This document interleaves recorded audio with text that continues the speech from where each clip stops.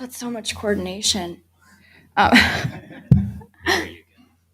awesome. Okay. Like I said, Erin Jones. I work for Sterling Sky. We do a lot of home services client work, pretty much all local. So, pretty much everything we're going to talk about. If you don't work with local, welcome. You should. So, I don't really know why you're here, but I'm excited to have you. So, um, what really started this for us was the real estate market last year. Well, not last year, with COVID, everything blew up, got really crazy. Interest rates were awesome. Now our interest rates suck. And we had a lot of real estate clients that were having a lot of trouble getting leads, finding leads. I don't know how many of you know at least 5 real estate agents that are always self promoting, always posting on social media, always in your face with stuff. Very rarely do they take the time to see what's actually working and converting, which is why they're still spending $5,000 to $10,000 a month on print advertising, and they think digital marketing doesn't work.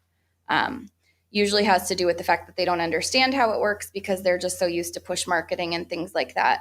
Um, so we took a look at what they're doing, who's doing it right, what's working, what's not, and where to best invest money.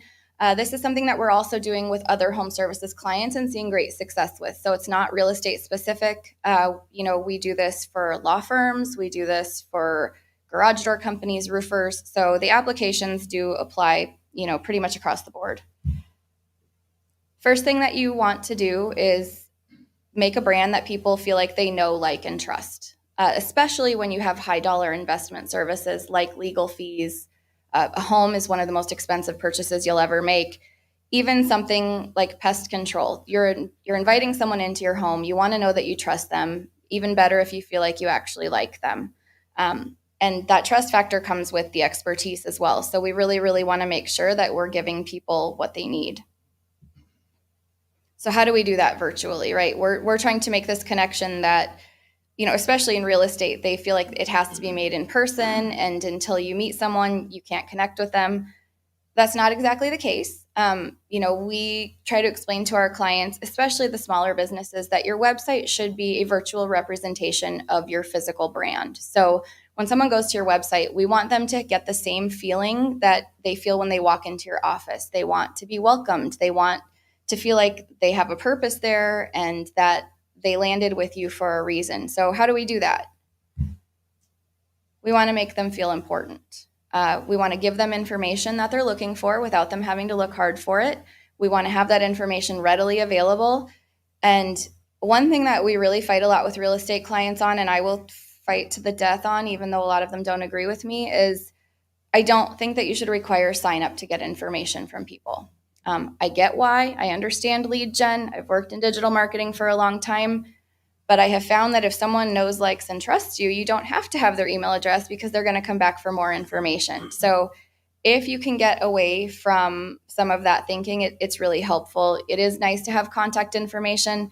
There are other ways to get in front of people, though. And I just feel like that immediately opens up that opportunity for trust because they're walking in and you're giving them what they're looking for without asking for anything in return. And that tends to make people want to give you something in return.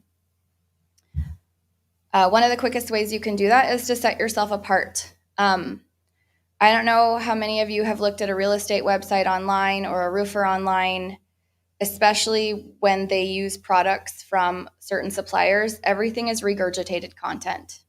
You're finding the same photos, the same descriptions on every website you go to, the same property listings. So what can you do to differentiate yourself from the pack? Because they can go to any website they want and find this information. They can go to a product supplier's website. I actually worked in a sporting goods industry for a while, and we set up a website that it was all reseller products. So we did a test. We had me, a marketer, and a web developer. And we put up a website and decided that we would use unique content and provide stellar customer service to see, can we build this brand up, or do we need to have a foothold in the sporting goods industry to do anything? We were wildly successful. People don't really have high expectations for these kind of brands, especially pest control, roofers, plumbers. People kind of expect crappy service from these brands. They expect crappy websites, no pun intended. If you can get out in front of that and give them the information they want without them having to ask for it, and be available to them, show up on time. It's really, really not hard. One of our roofing clients, their technicians, when they're on their way to a client house, the client gets a text message with a picture of the technician, a little bit of background information on them so they know who's coming to their door. That sets a lot of people at ease, and it's automated. It's not difficult. This is not something that costs a lot of money. It just takes a little bit of time to set up. They also call and say, hey, I'm on my way. I need to swing by the gas station. Can I grab you anything?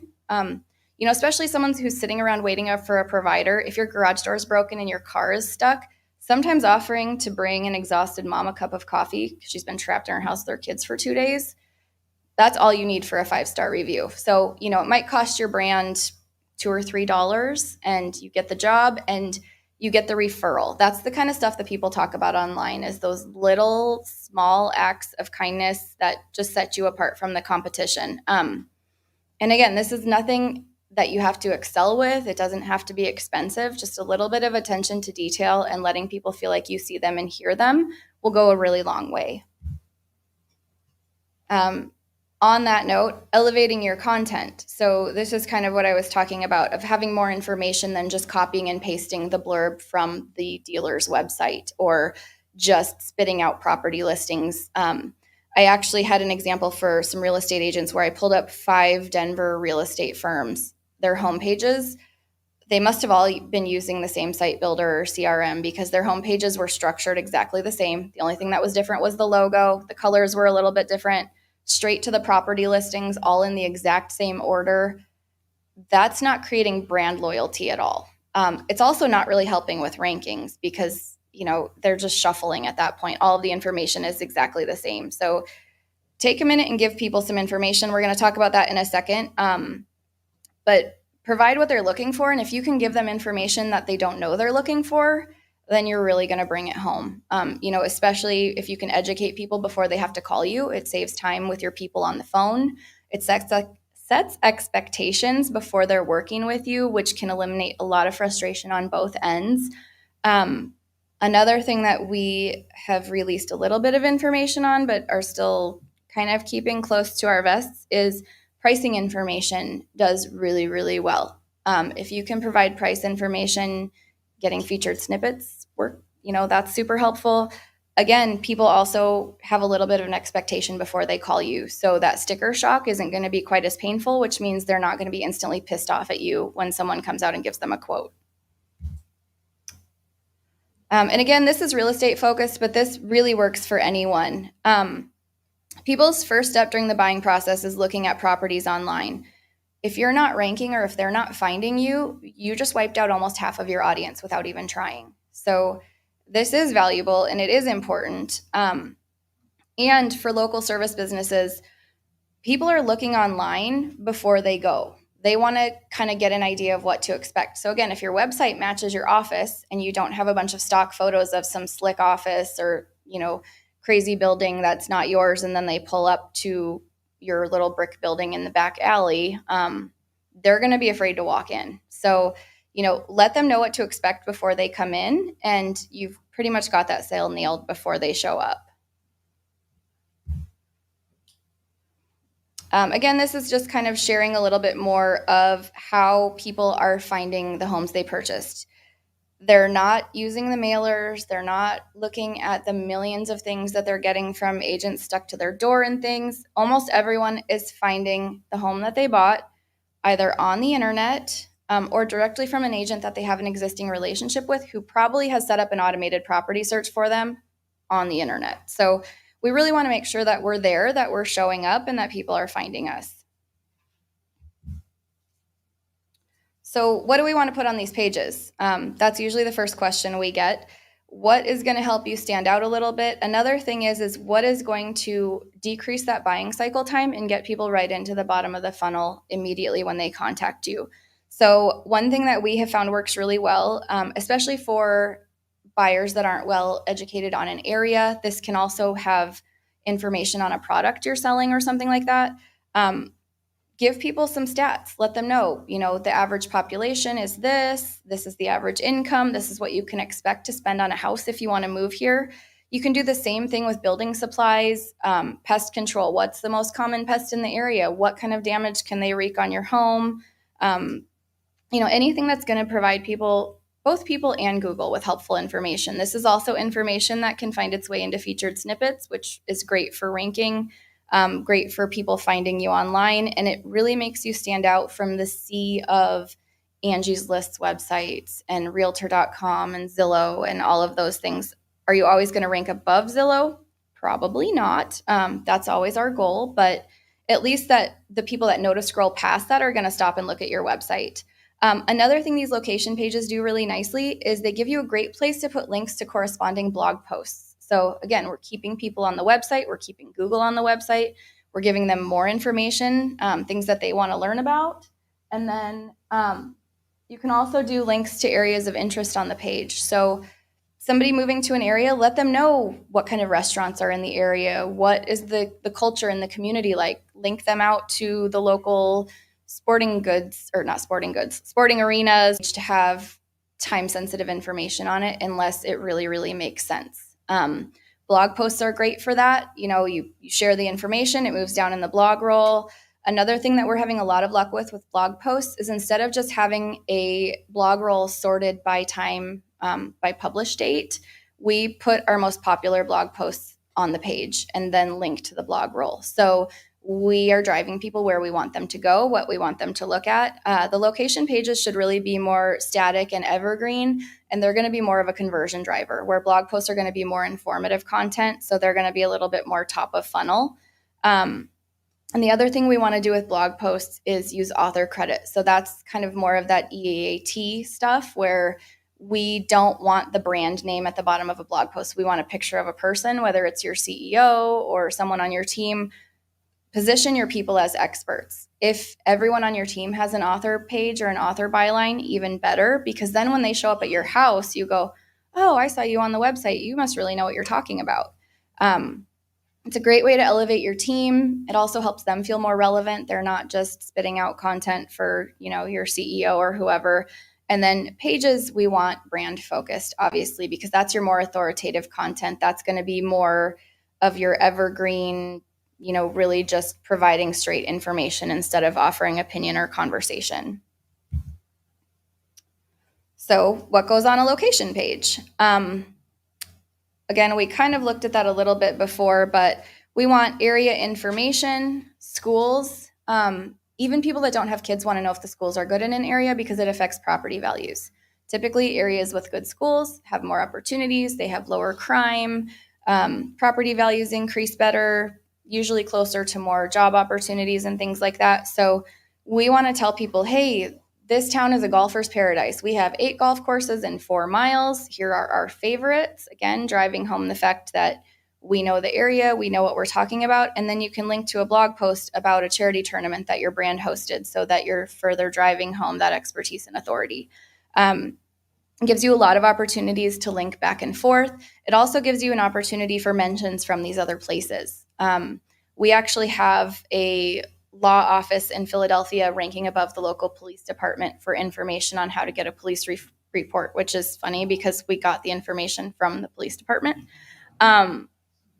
But, hey, this is a great opportunity for a link, or can we do something? Is there something we can sponsor, a Touch a Truck Day or something like that, so that we can work together and further position ourselves as someone who is ingrained in this community, because people really like that.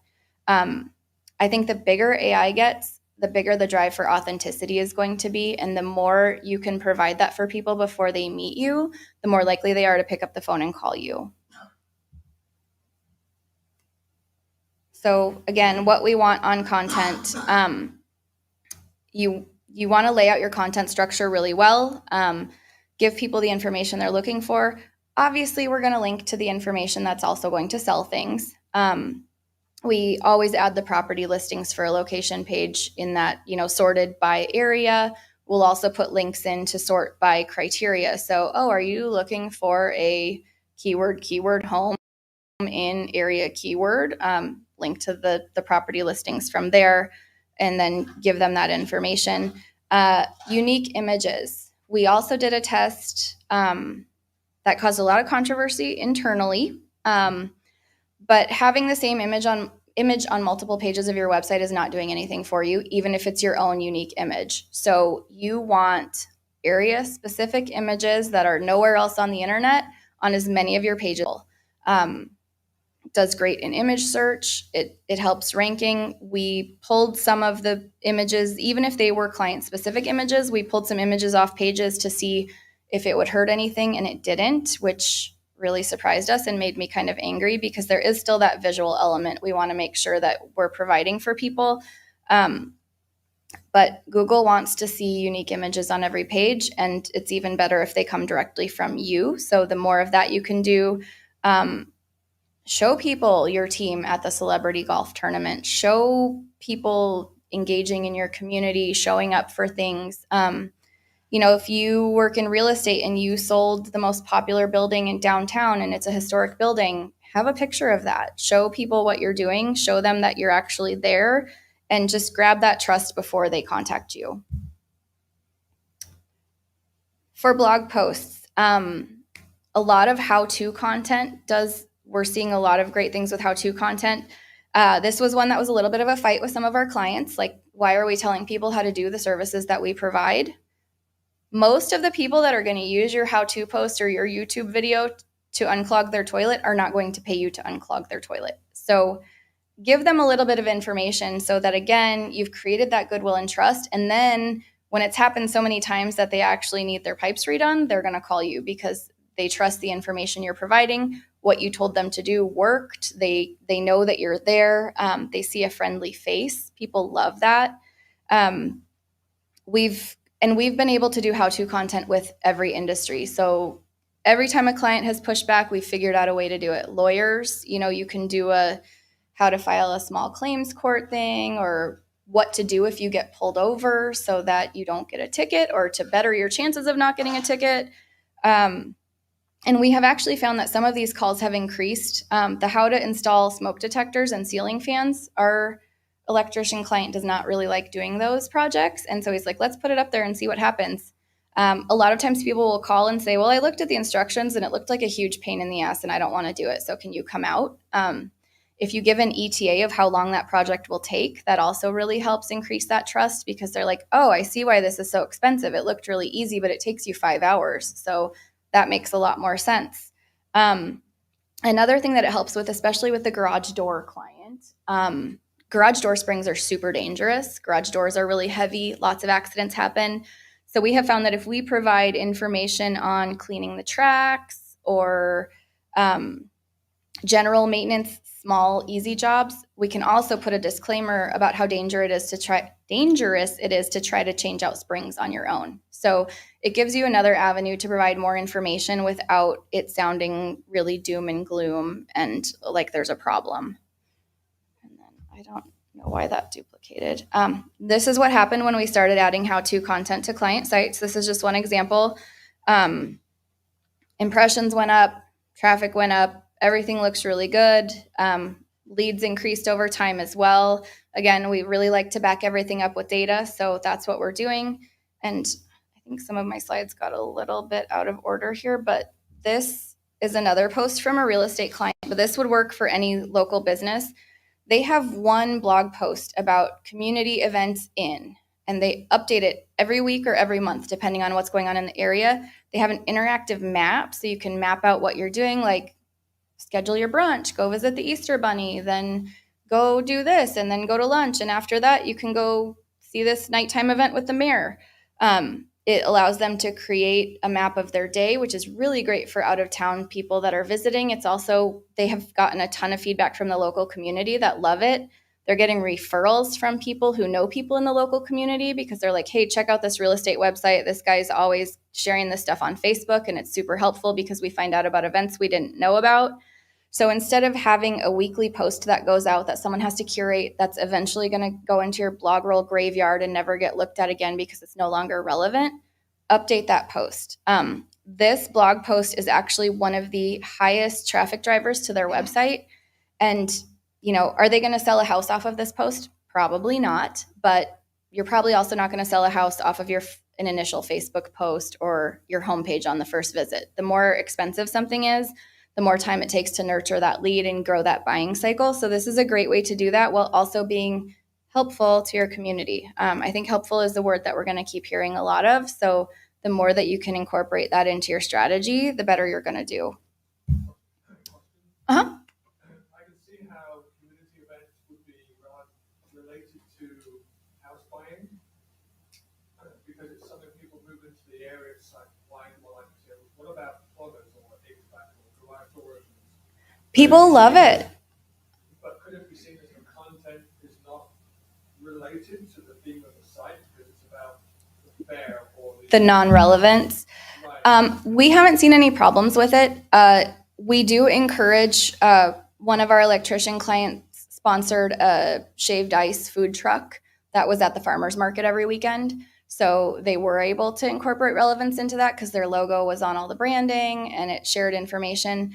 But we haven't seen any problems with it. And again, it's not going to probably be a direct lead driver, especially for a roofer where I don't need a roof right now, but I really like this blog post and it's super helpful. But then when it is time for me to drop 80 grand on a new roof, that's probably where I'm going to look first, just because the name recognition is there.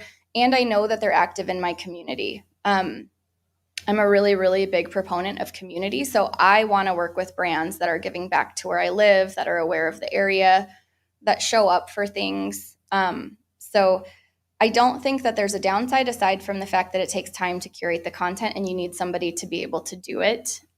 It's one thing that we kind of push back on the client for specifically on that item because they do know their business and their community better than we do.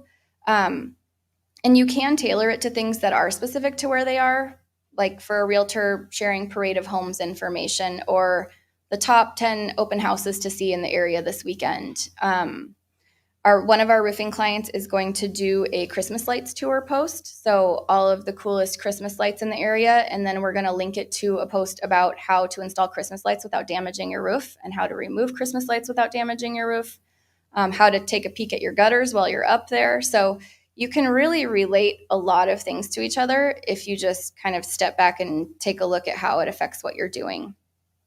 This is another one that gets a lot of pushback, but don't just jump in and start building new content. Take a look at your website, see what's working and what's not, and take what's not and renovate it. Especially for brands that have been around a long time, what worked on your website in 2003 is not doing you any favors today, usually. Now, the URL may have a lot of value and it may be doing a lot of work for you, but you should be refreshing that content. You should be updating your photos. You should be changing industry information as it changes. So, don't remodel your basement and put that bar in there until you have a pathway to your front door, because there's no point in building it if they're not getting there. So go through your content, look at what's working and what's not, and don't be afraid to redirect pages. If something's really tanking, get rid of it. If something's working well or it used to work well and it started tanking, how can you refresh that content? Sometimes it's as simple as a meta tag change or updated content, new images. Sometimes you need to look at restructuring. So those are things that are really, really more important than creating new content, especially if area lingo is changing or the words that people use. Like where I live,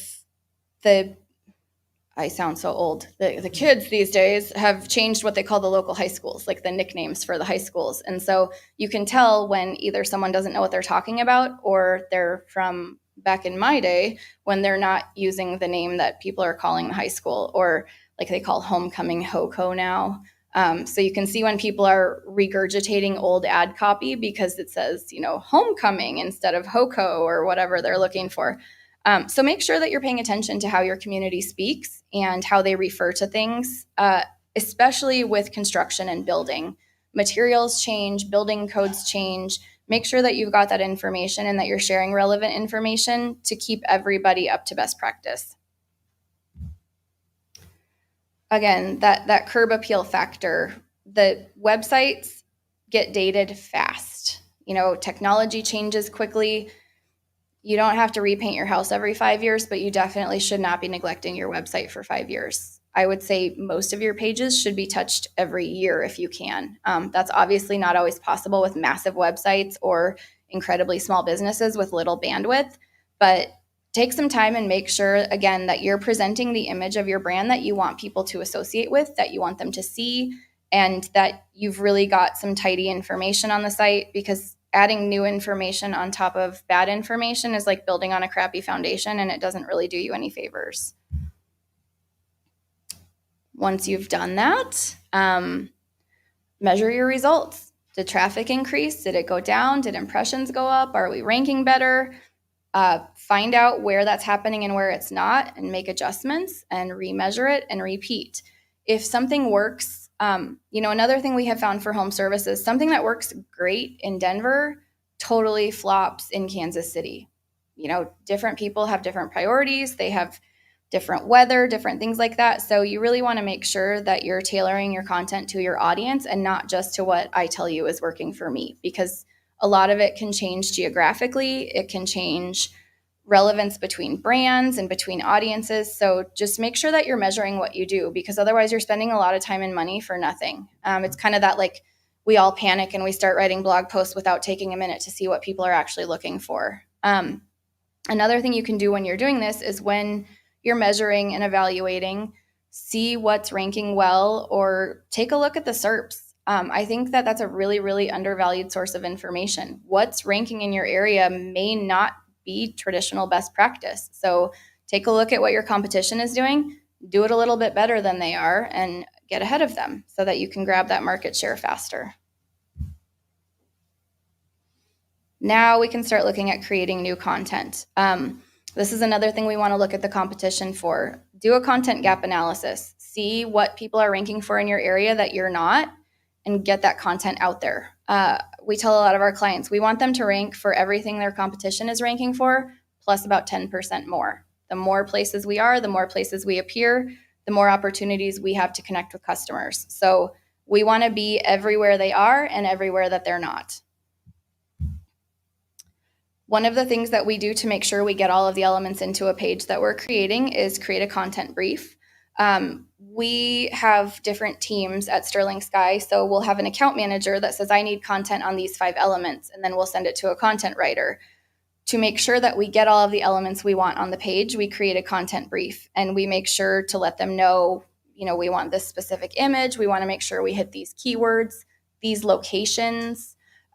If we don't know, we have someone research it before we put the content brief out there, because again, there's no point in creating content that nobody's looking for or nobody wants to read. So make sure that you're getting all of the elements you need. I've seen tons of different versions of these. You can actually find them online. I asked ChatGPT to create one for me to see what it would spit out. It did a decent job. Show me all of the elements of a great roofing location page. It had some things that I hadn't thought of. It had some stuff that we had to throw out, but it did give us a nice outline of what to make sure we had on the page. Make sure you're including key areas, brands. Another thing we have found that is working pretty well is local weather information.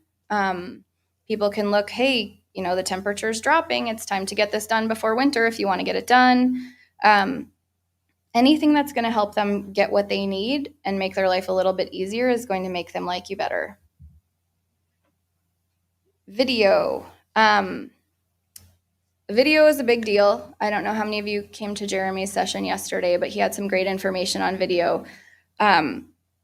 It's getting more shares, it's getting more watches, and I actually had a stat that I need to look at because I always forget it.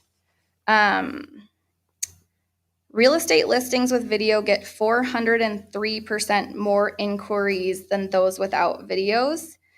90% of real estate agents are using social media to generate leads, and most of them are not very good at it. So if, again, you can get in front of them and do a little bit better, it's going to do wonderful things for you. Google owns YouTube, so having content on YouTube is not going to hurt you. Depending on your brand, again, this is something you want to test. Long form versus short form content. Quick tutorials work great. Showing people around, things to look for. People like all those danger phrases. So how to know if you need a new roof, or, how to know if your house is infested with termites, those kinds of things. If they're going to panic and look it up in the middle of the night and you provide helpful information for them to figure it out before they call you, it's great and it's helpful. I had a really hard time with some of the video stuff in the beginning because of the sensationalist language that has to be used and the, look now, danger, danger, call to action type stuff. But as long as you're backing that up with the content in your video, it works great. We get great feedback on it. Getting client buy-in has been hard because video is very intimidating and it's not cheap. But most users don't care about overly produced content. They don't care if it's pretty, especially if they're panicking in the middle of the night and they need to plunge their toilet or figure out how to turn off their water main. Just show them what they need to do. They don't care how good it looks. They don't care if it's grainy. Give them what they need and let them move on with their evening. Again, this is when we started incorporating video on client pages. Pages that were not doing well at all started getting lift really, really quickly. This got really fuzzy. I'm sorry. If anybody wants an actual copy of that, I can send it out. But the numbers are there, so that's what we're doing. And again, this is something that we're continually keeping an eye on. We're always testing because there's always going to be the next big thing. We're always trying to stay ahead of it and make sure we are giving our clients the best opportunity to get ahead of everyone else that they can.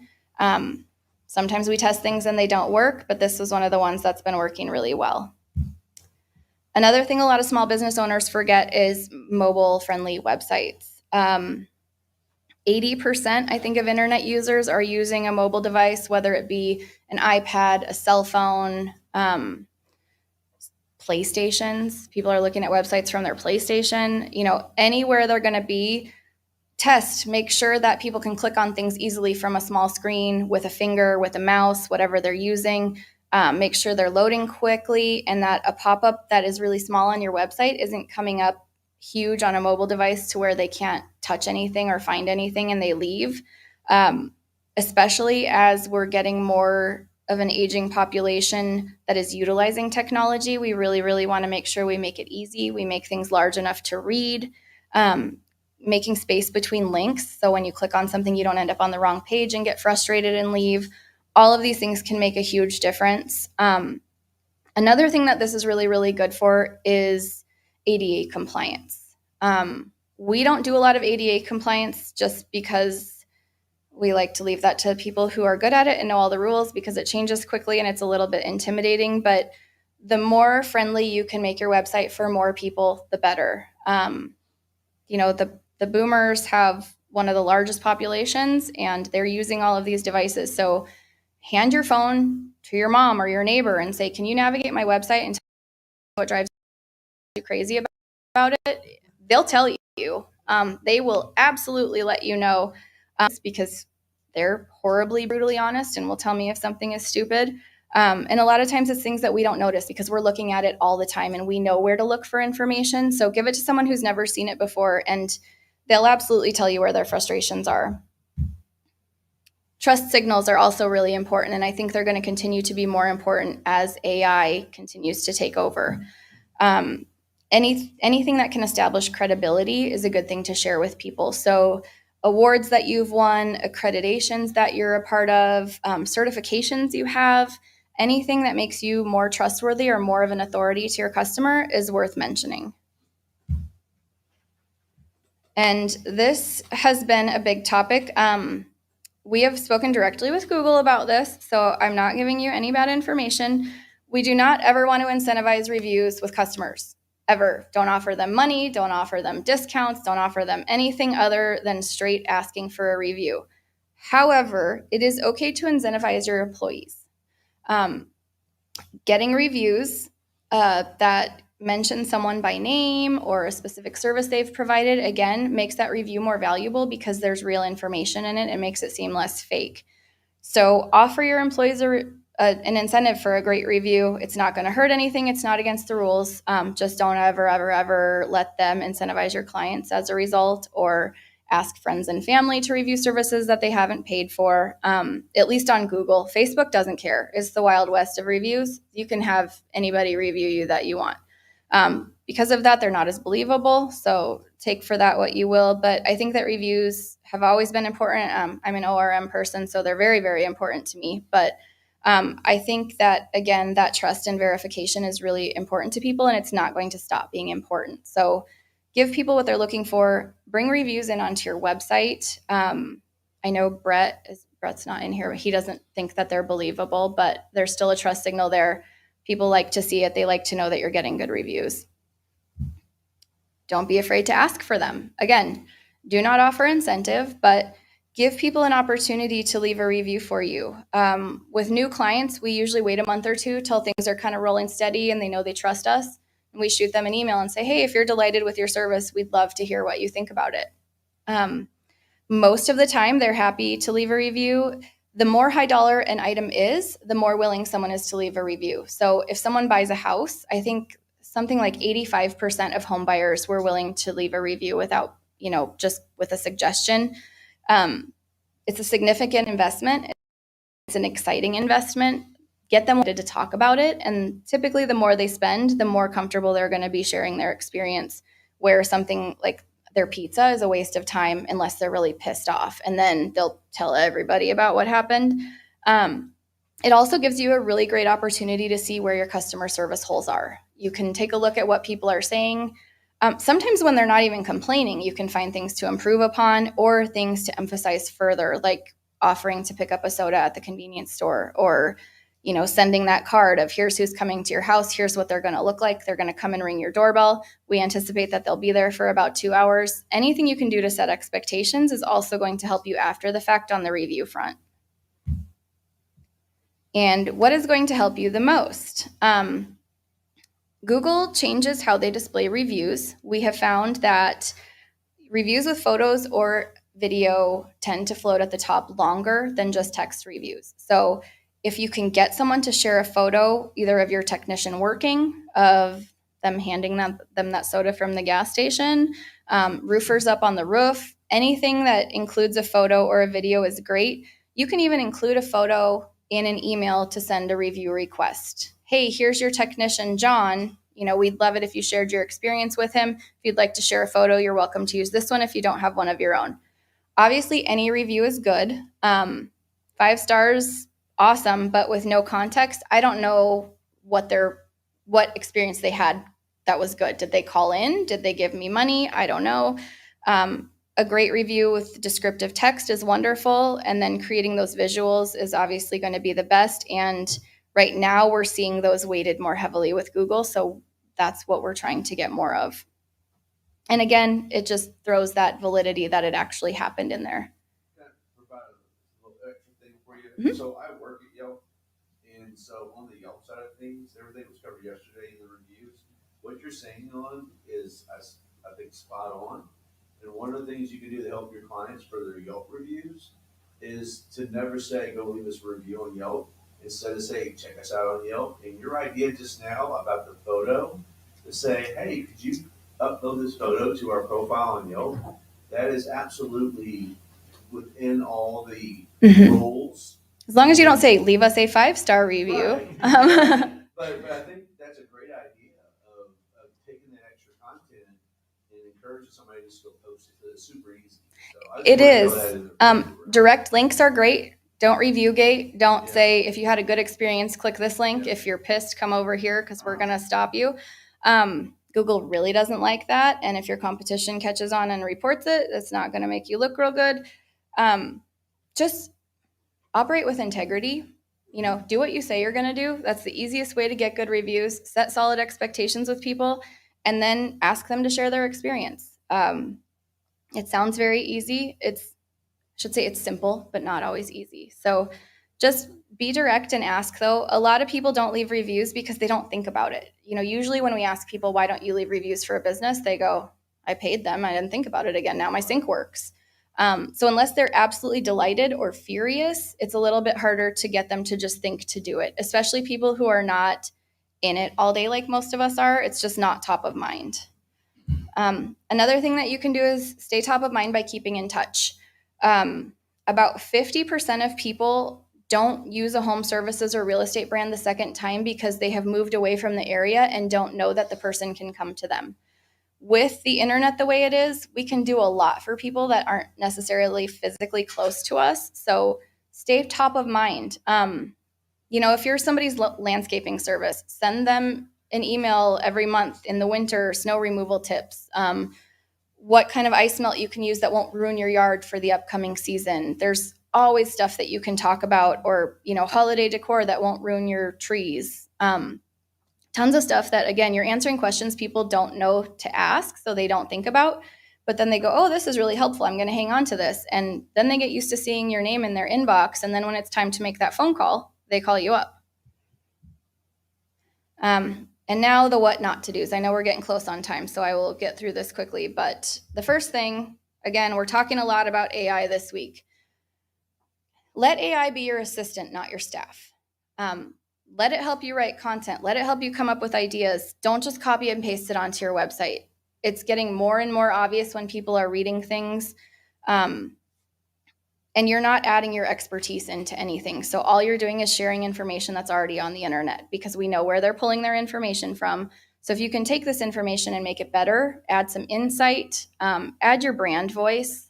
You know, we don't want to look like we're just copying and pasting the same content again that's everywhere already on the internet. Make it unique, provide helpful information, link to more information so that people know an actual human touched the page, share some photos, do things like that. And don't, we hear about people laying off all of their writing staff because they think ChatGPT is going to save the world. It's not, and that's not going to work for long if it's even working now. So just use it as a tool, not as a staff member. Also, again, with the reviews, you can clearly tell that this office is coaching their clients on what to say in reviews because they're all exactly the same. These are real reviews that I pulled from Google. They were all posted within a week or two of each other and turned into a really, really good coaching exercise for the agent because the owner didn't know that this was happening. But you can provide people with content to share in a review, but don't give them a copy and paste glowing recommendation of yourself because it's going to sound stupid and it's pretty obvious what's happening here. And with that, if anybody has any questions or ever want to talk about any of this stuff, I'm a huge nerd. I love to talk about it. You can find me on social. Our team, we also have the local search forum. If anybody has questions, it's a great forum with tons of information. It was started back in the day by Mike Blumenthal and Mary and all of the original local U people. So there's some really good info there. We've got quite a few product experts in there, so they have really, really good info and have a direct line to the source of info if they don't have the answers. And we're pretty much everywhere right now if anybody needs anything after today. Do you have any questions? I do think it's audacious that we as digital marketers have to keep showing our clients how to run their business. Yes. Like getting reviews, and even your idea about the 7-Eleven thing, which I thought was amazing. It's like, why are we having to tell clients to do good at their jobs? Yeah. Well, and they have a lot of jobs. They're doing the work and running a business and promoting the business and sometimes doing their own accounting and HR. Anything we can do, again, to help them and make it easy. Like, here's a form you can fill out and we will turn it into content on your page. We've had clients that don't give us information in a timely manner, so we schedule an interview. We schedule a call, we record it, we just ask them questions. We transcript it, and then we turn it into usable content. Then it's coming directly from them, especially industries like legal, where we want to make sure that we're accurate and we're giving good info. We all do it. It's just funny that Yeah. Job, but we're going above and beyond as agencies and consultancies. Yeah, don't call your employees morons. Don't, some of the stuff that we have to say is interesting, and I don't think that's going away, unfortunately. But Great on the review thing too. You mentioned how important reviews are. One of our clients, IHOP, and we did a slide where we did a mock-up of a button that says basically, "I smile for good reviews." Yeah. Kind of like an incentive way to not say it but say it. Mhm. So that the team can wear buttons and try that as a way to see if they can get more reviews. Yeah, and those Not really subtle. incentivizing unless you call it smile. Exactly. And the subtle cues, I know she mentioned at the lunchtime keynote yesterday, show 5 stars when you're talking about reviews. Plant that seed. There's a ton of psychology that goes into marketing. There's a ton of psychology that goes into buying cycles and shopping and how people perceive their experience with your brand. So anything you can do to give them those subtle clues ahead of time. Apple is a good example. People like Chick-fil-A, when they screw up your order, you think it's your fault. Right? Because they have ingrained in people that their customer service is so dang good that they gave you what you didn't know you needed. Apple was doing that. People when you set that expectation that you're going to have a wonderful time, they almost have to talk themselves into realizing that something went wrong. That's what we want to do. Like, we want the expectation way up here before you show up so that you don't have to earn it while you're standing on the roof hammering shingles into the roof. I just thought of another one too. Wear a T-shirt with 4 stars and say, "Make me change my shirt."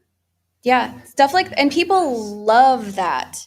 You know, those catchy little things that make people smile. That's something they also take a picture of. Joy had that T-shirt that said, "My data doesn't care about your opinions," and she wore it to one of those conferences, and there's pictures of it floating all over the place. Little things like that that just make you a little bit more sticky and a little bit more memorable can really go a long way with people. And we've had people call that like, "Hey, I met you at a conference 7 years ago and now I need some help." You never know how long that opinion is going to stick with someone. So try to make it a good one. Operate with integrity. Do what you say you're going to do, and it will go a really, really long way. Awesome. Thank you.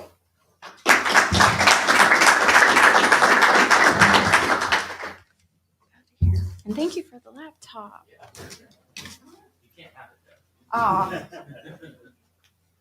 I just got tired of carrying mine around, and I was like, Gosh, I don't blame you. I don't need Yeah. it. Just stuff my Yeah. presentation in. No, I'm really glad that worked out real smooth. And now I have your slides. Hey. There we go. I didn't think so. Nope, it might be in It's a there. good presentation. Oh, thank you. you. I appreciate it. I still feel like I'm still getting back into it after COVID. Like, Yeah. No, you didn't have any rust on you. That's for sure.